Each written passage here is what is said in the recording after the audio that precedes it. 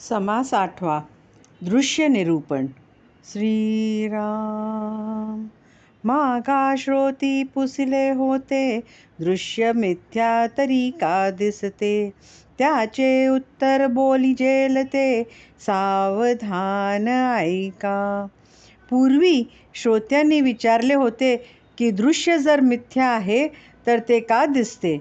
याचे उत्तर आता सांगतो, ते सावधपणे ऐका तुम्ही. देखिले ते सत्यची मानावे, हे ज्ञात त्याचे देखणे नव्हे. जडमूड अज्ञान जीवे, हे सत्य मानिजे. डोळ्यांना जे जे काही दिसते ते खरे मानायचे, हे ज्ञानी पुरुषांचे पाहणे नव्हे. जड अज्ञानी जीव त्याला सत्य मानतात. एका देखिल्यासाठी लटिक्या कराव्या ग्रंथकोटी. संत महंतांच्या गोष्टी त्याही मिथ्या मानाव्या.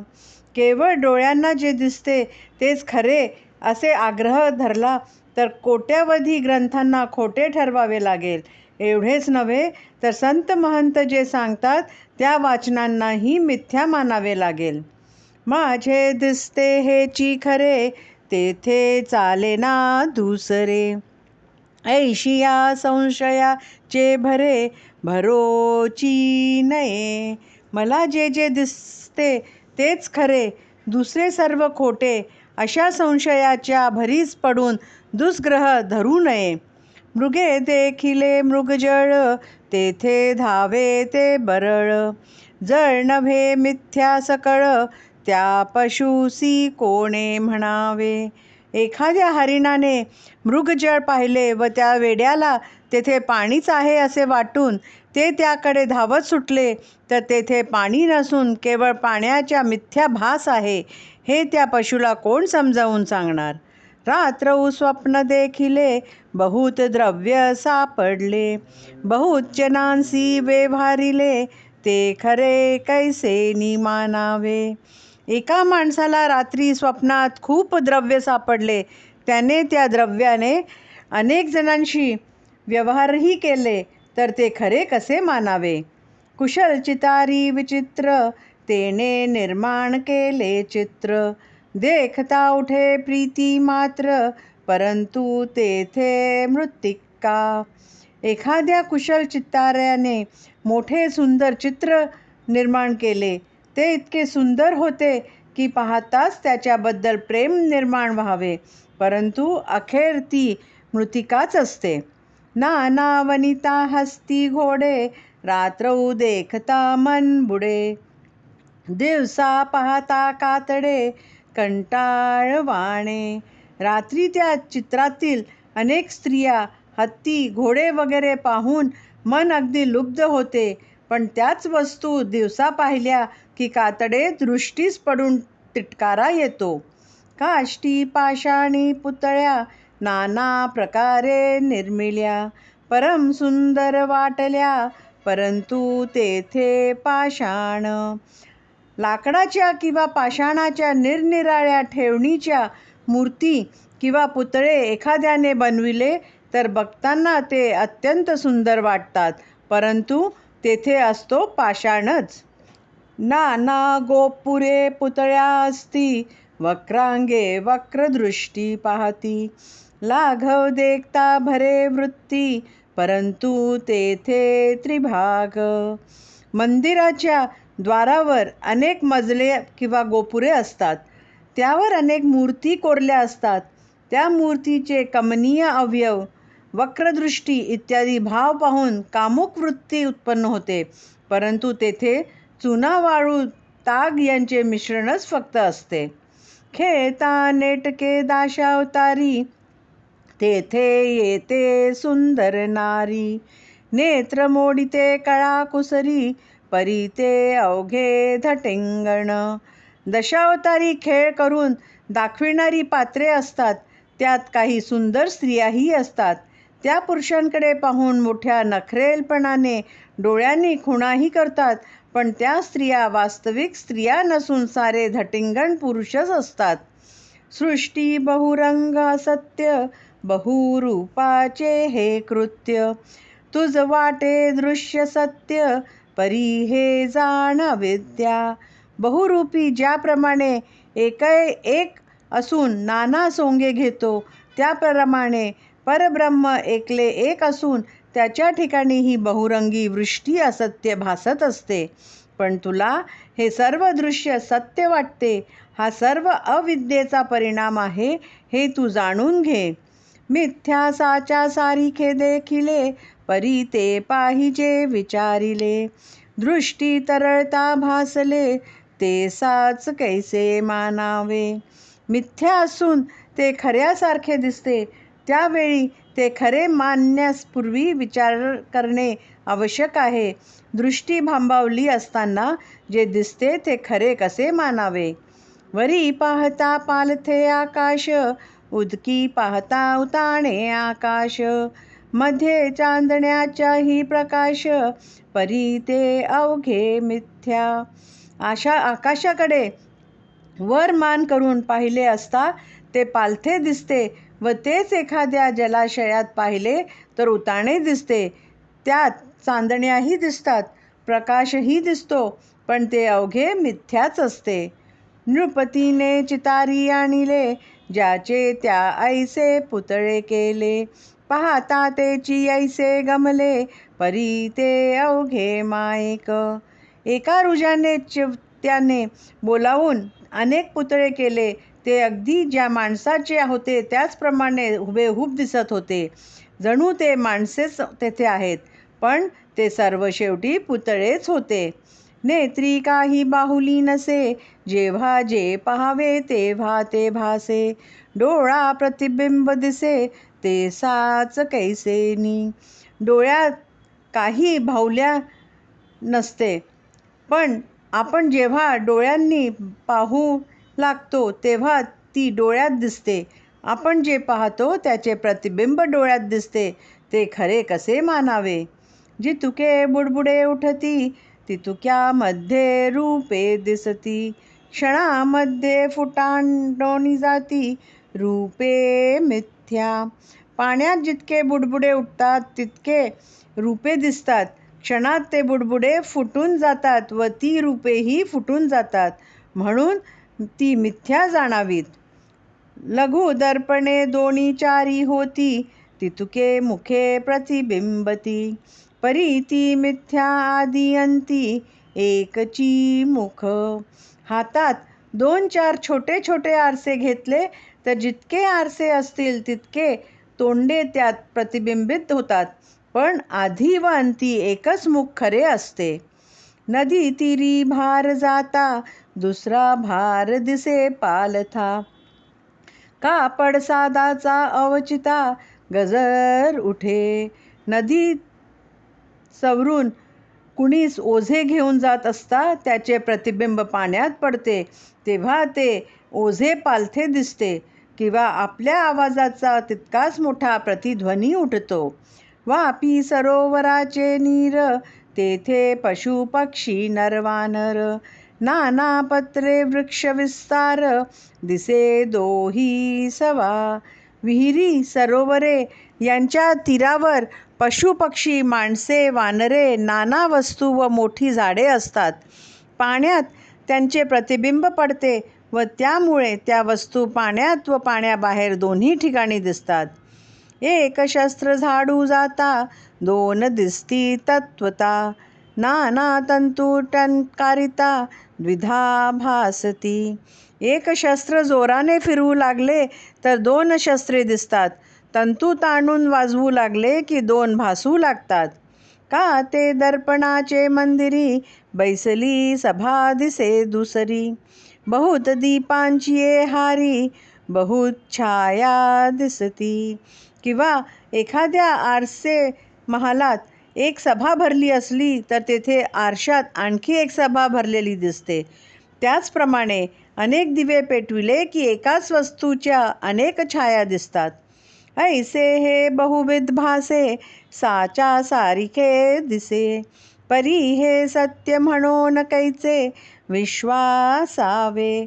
अशा रीतीने हे अनेक प्रकार खरे नसून खऱ्यासारखे दिसतात, पण त्यांच्यावर खरे समजून कसा विश्वास ठेवता येईल. माया मिथ्या बाजीगिरी, दिसे साचाईची ये परी. परी हे जाण त्याने खरी, मानुची नये. त्याप्रमाणे माया ही पण गारुडी विद्येप्रमाणेच मिथ्या आहे. म्हणून ती जरी खऱ्यासारखी दिसली तरी जाणत्याने तिला कधीही खरी मानू नये. लटिके साचायसे भावावे, तरी मग पारखी कासया असावे. एवं ये अविद्येचे गोवे, ऐसेची असती. जे खरे नाही ते खरे असे मानले तर मग खऱ्या खोट्याची परीक्षा करणाऱ्या पारखी माणसाची गरजच काय. परंतु अविद्येचे पराक्रम असेच असतात. मनुष्यांची बाजीगिरी, बहुजना वाटे खरी. शेवट पाहता निर्धारी, मिथ्या होय. मनुष्याची गारुडी विद्यासुद्धा अनेक लोकांना खरी वाटते, पण शेवटी विचार केला असता ती निश्चितपणे मिथ्या ठरते. तैशी स्माव राक्षसांची, देवास ही वाटे साची. पंचवटी केसी मृगाची, पाठी घेतली रामे. त्याचप्रकारे राक्षसांची माया देवांनीही खरी वाटते. म्हणूनच पंचवटीमध्ये रामाने कांचन मृगाचा पाठलाग केला. पूर्वकाया पालटिती, एकाचेची बहुत होती. रक्तबिंदी जन्मती, रजनीचर. राक्षस पूर्वीचे रूप बदलतात, एकाचेच अनेक होतात किंवा सांडलेल्या रक्ताच्या प्रत्येक बिंदूतून नवीन राक्षस उत्पन्न होतात. नाना पदार्थ फळेची झाले, द्वारकेमध्ये प्रवेशले. कृष्णे दैत्य किती वधिले, कपट रूपी. अनेक पदार्थ व फळे यांची रूपे घेऊन राक्षसांनी द्वारकेत प्रवेश केला. तेव्हा कपटाने अशी विविध रूपे घेतलेल्या कितीतरी दैत्यांचा कृष्णाने वध केला. कैसे कपट रावणाचे, शिरकेले मावेचे. काळ नेमीच्या आश्रमाचे, अपूर्व कैसे. रावणाने कसे कपट केले पहा बरे. राक्षसी मायेने त्याने रामाचे शिर निर्माण करून ते सीतेला दाखविले. काळनेमीने मायेने अपूर्व असा आश्रम निर्माण करून द्रोणागिरी आणण्यास निघालेल्या मारुतीला फसविण्याचा प्रयत्न केला. नाना दैत्य कपटमती, जे देवास ही नाटोपती. मग निर्माण होऊन शक्ती, संहार केला. कपटविद्या जाणणाऱ्या मायावी राक्षस देवांनाही आवरत नसत. म्हणून शेवटी भगवंताच्या शक्तीने अवतार घेऊन त्यांचा संहार केला. ऐसी राक्षसांची माव, जाणो न शकती देव. कपटविद्येचे लाघव, अघटित ज्यांचे. अशी ही राक्षसांची माया देवसुद्धा जाणून शकत नसते. राक्षसांचे कपटविद्येतील लाघव अघटित होते. मनुष्यांची बाजीगिरी, राक्षसांची वोडंबरी. भगवंताची नाना परी, विचित्र माया. मनुष्यांची जी कपटविद्या ते इंद्रजाल, राक्षसांची कपटविद्या ती वोडंबरी, तर भगवंताची जी विचित्र अद्भुत करणी तिला माया असे म्हणतात. हे साचा सारिखीच तैसे, विचार रीतांची निरसे. मिथ्यास्परी आभासे, निरंतर. ही भगवंताची माया ही खऱ्यासारखीच दिसते. तिचा शोध घेऊ लागले, तिच्या संबंधी विचार करू लागले की ती नाहीशीच होते. पण ती सारखी दृश्य रूपाने भासमान होत असल्याने मिथ्या असून खरी वाटते. साच म्हणावी तरी हे नसे, मिथ्या म्हणावी तरीही दिसे. दोही पदार्थी अविश्वासे, सांगता मन. तिला खरी म्हणावे तर ती नाश पावते, मिथ्या म्हणावी तर ती दिसते. म्हणून मनाला निश्चय करता येत नाही की तिला खरी म्हणावे की मिथ्या म्हणावे. त्यामुळे ते गोंधळून जातात. परंतु हे नव्हे साचार, मायेचा मिथ्या विचार. दिसते हे स्वप्नाक प्रकार, जाण बापा. परंतु हे काही खरे नाही. मायेचा विचार करणे म्हणजे खोड्याचा विचार करण्यासारखे आहे. ही दृश्यवृष्टी स्वप्नासारखी आहे, हे तू जाणून घे. तथापि असे तुझला भासची सत्य वाटला, तरी तेथे चुका पडिला ऐक बापा. एवढे सर्व सांगितल्यावरही जर तुला भासच सत्य वाटत असेल तर अरे बाबा, तू चुकत आहेस. ही चूक का होत आहे ती तू ऐक. दृश्य भास विद्यात्मक, तुझाही देह तदात्मक. म्हणून ह्या विवेक तेथे संचारला. दृश्यास भास हा अविद्यात्मक पांचभौतिक पसारा आहे. त्याचप्रमाणे तुझा देहही पाचभौतिकच अविद्यात्मक आहे. म्हणूनच तेथे हा अविवेक उत्पन्न झाला आहे. दृष्टीने दृश्य देखिले, मन भासावरी बैसले, परी ते लिंग देह झाले अविद्यात्मक. डोळ्यांनी दृश्य पाहिले आणि मन त्या भासात्मक दृश्याकडे आकर्षित झाले की सूक्ष्म देहात त्या दृश्याची प्रतिमा तयार होते. अविद्यात्मक दृश्याला धारण करण्यात सूक्ष्मदेह लिंगदेह ही अविद्यात्मकच असतो. अविद्येने अविद्या देखिली, म्हणून गोष्टी विश्वासली. तुझी काया अवघी संचली अविद्येची. अविद्येने अविद्येला पाहिले की दृश्य सत्यच आहे असे विश्वास उत्पन्न होते. तुझा देह ही अवघा अविद्यमायच आहे. तेची काया मी आपण, हे देह बुद्धीचे लक्षण. येणे करिता झाले प्रमाण, दृश्य अवघे. ती अविद्यात्मक काया तोच मी स्वतः असे वाटणे हे देहबुद्धीचे लक्षण आहे. ही देहबुद्धी दृढ झाल्यामुळेच हे सर्व दृश्य जगत खरे वाटू लागते. इकडे सत्य मानिला देह, तिकडे दृश्य सत्य हा निर्वाह. दोही मध्ये हा संदेह, पैसावला बळे. इकडे आपण म्हणजे देह असून तो सत्य आहे अशी दृढ बुद्धी झाली, तर तिकडे दृश्य जगत सत्यच आहे हाही दृढ निश्चय निवाडा झाला. म्हणजे आपण द्रष्टा व हे जग दृश्य असे द्वैत निर्माण झाले व मनात अत्यंत संशय निर्माण झाला व तो बळेच वाढू लागला. देह बुद्धी केली बळकट आणि ब्रह्मपा हो गेला धीट. तो दृश्याने रोधिले वाट परब्रह्माची. या प्रकारे देहबुद्धी अगदी बळकट करून धीटपणे ब्रह्माचा शोध घेण्याचा प्रयत्न करू लागला. तेव्हा दृश्याने त्याची वाट अडविली.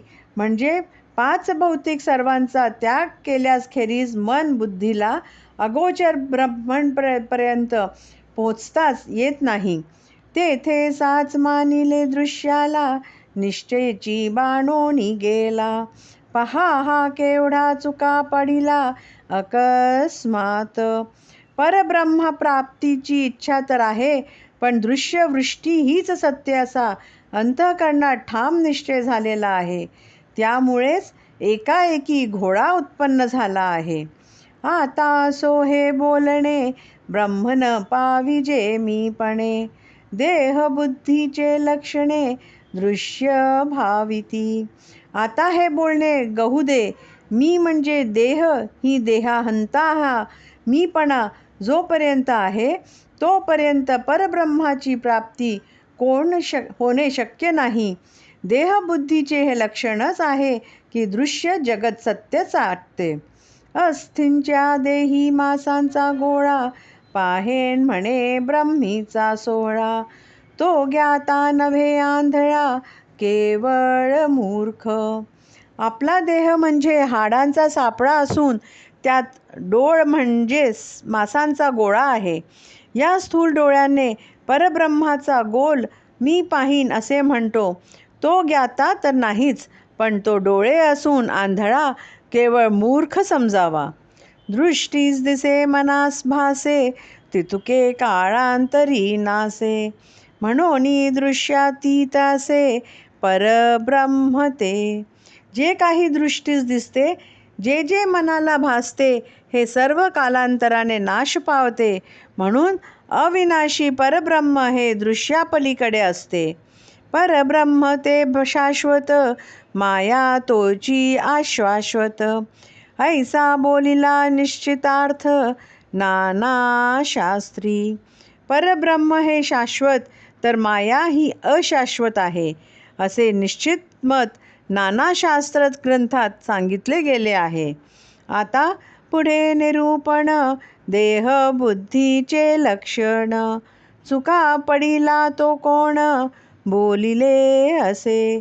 आता पुढील समासात देहबुद्धीचे लक्षण सांगितले असून, ज्याच्याबद्दल श्रम होऊन सर्व गोंधळ निर्माण झाला आहे, तो मी कोण हे सांगितले गेले आहे.